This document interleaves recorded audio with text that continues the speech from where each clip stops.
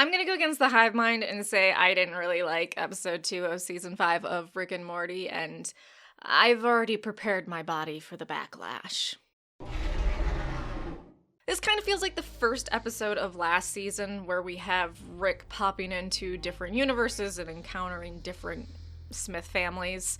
So, I mean, obviously this episode just contained on Earth, but it felt like the same premise. I will admit that the decoy family was pretty entertaining at first and did keep me guessing. Every time I thought we had the real family, boom, they would be killed viciously. Though I really wish the Muppet family was real because they were so adorable. Can we have more of the Muppet family? Make them real. So we know with 99.99% certainty that the family we saw at the end in Rick's spaceship in space is an actual family, the actual family, and not a decoy family. We're told that the decoy families can only have terrestrial adventures and they have to be self-contained stories or adventures. So the decoys can't have any space adventures and they wouldn't have anything like Space Beth in their story. Now you might be saying, Rawrist, you silly, stupid, elderly bitch. The decoys also said that the decoy families can't create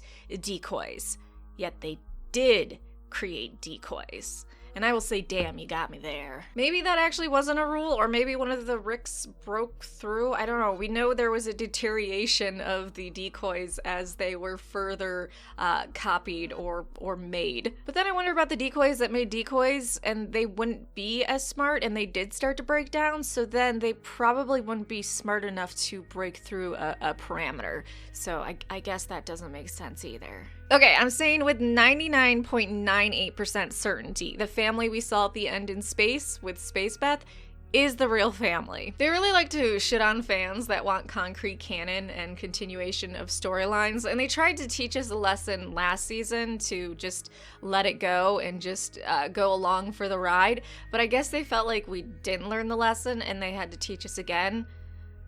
Fuck you. I couldn't tell if Rick made Decoy Jerry worse of a human being. I mean, would Jerry really lock his entire family out and leave them for death?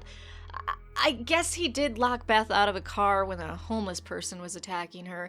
Oh, and then when they did alien counseling, he went into a hidden compartment and was willing to just let her find her own way.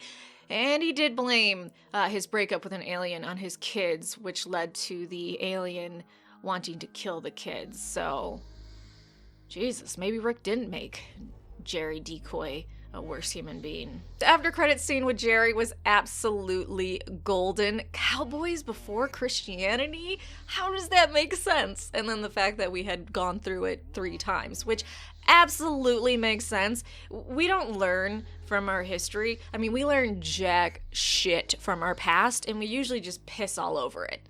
In a non-sexual way. Though I'm sure some people do it in a sexual way.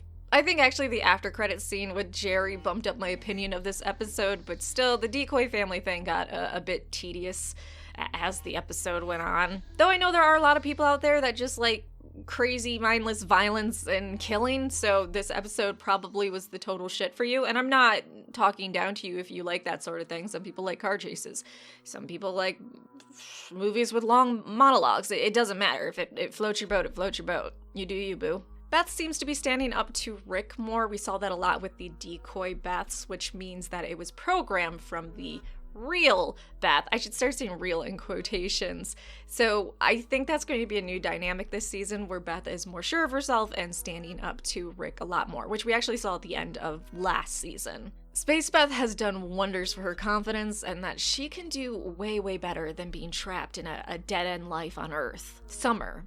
How did Summer know they were decoys? Summer this season has been incredibly efficient. I mean, she has been in past seasons, but this season, yeah, she's getting scary capable, while Morty is getting scary violent. I am happy to see Space Beth again, but from the promo for episode 3, it doesn't seem like we're going to pick up where we left off in episode 2. Although maybe Rick and Morty go on their own little adventure, and then we have a B-side story with Jerry, Beth, Space Beth and Summer. I guess we'll see. Speaking of promo, I want to talk about the episode 3 promo really quick. So if you're the type of person that doesn't want any spoilers for the next episode, it's a really short promo. There's not a lot to it, but if you don't want to know anything about episode 3, like, subscribe, and probably get the fuck out of here. First, Rick and Morty's new shirts. Rick and Morty Pussy Pounders, just perfection. Please make those available as merchandise. And for those that have been upset by the lack of drinking, drooling, and burping this season, it does look like we're getting back to that in episode 3, so if you've been missing that, you're gonna get it. But the best part of the promo is the female Captain Planet, which means, and I'm hoping, we may get the Planeteers, and dear God, Rick needs to rip on the heart one. My secretest wish is that Captain Planet has an encounter with Rick and it corrupts her and she just goes insane and just starts fucking up the entire Earth. Please, God, let that happen. I mean, Rick fucks planets. Why wouldn't he fuck a captain of a planet? I guess it would be a step down, wouldn't it? Alright, that's it. Let me know your thoughts on the promo. Let me know your thoughts on the episode. Did you absolutely love it? Do you disagree with me that the decoy thing was super entertaining the entire episode and I'm just a crazy person? Like, subscribe, come back for more videos.